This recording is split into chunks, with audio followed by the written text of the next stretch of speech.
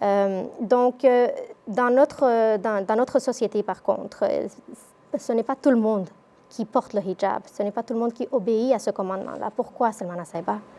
Donc, la question elle est très importante à clarifier. Le commandement de se couvrir est un des commandements comme tous les autres enseignements ou commandements de l'islam. Pas toutes les personnes, par exemple, vont prier ou offrir les 5 prières quotidiennes. Ils essaient, bien sûr, en tant que musulmans, mais en tant qu'humains, nous avons tous des faiblesses et c'est d'essayer de surmonter ces faiblesses-là qui font de nous une personne qui va essayer de pratiquer la religion.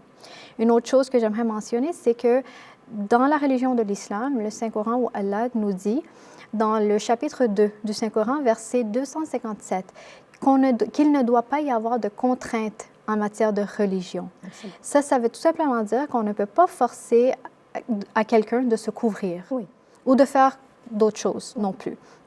Parce que chacun développe sa compréhension des concepts et des enseignements à un rythme différent. Quand quelque chose est bien compris, quand l'enseignement est compris, ça vient de l'intérieur, ça devient très naturel de le pratiquer physiquement. Donc, le port du voile, c'est un de ces enseignements-là. On ne peut pas le forcer, il faut que ça vienne de l'intérieur. Une autre chose qui est très importante, c'est que le port du voile n'est pas quelque chose qui doit être pris à la légère. Surtout pas. Il y a une très grande responsabilité qui va main en main avec le port du voile. Parce que lorsqu'on est couverte dans la manière d'une femme musulmane, on est visiblement musulmane. Donc, quand on est visiblement musulman, il faut au moins essayer d'avoir un comportement musulman qui va avec. On ne peut pas se comporter dans la société d'une manière qu'on nous voit musulmane, mais en même temps, on nous voit voler un dépanneur ou bien tricher dans un examen. Ça ne marche pas comme ça. Donc, une fois qu'on porte le voile, de là vient la responsabilité de défendre cette modestie ou cette dignité qui vient avec le voile.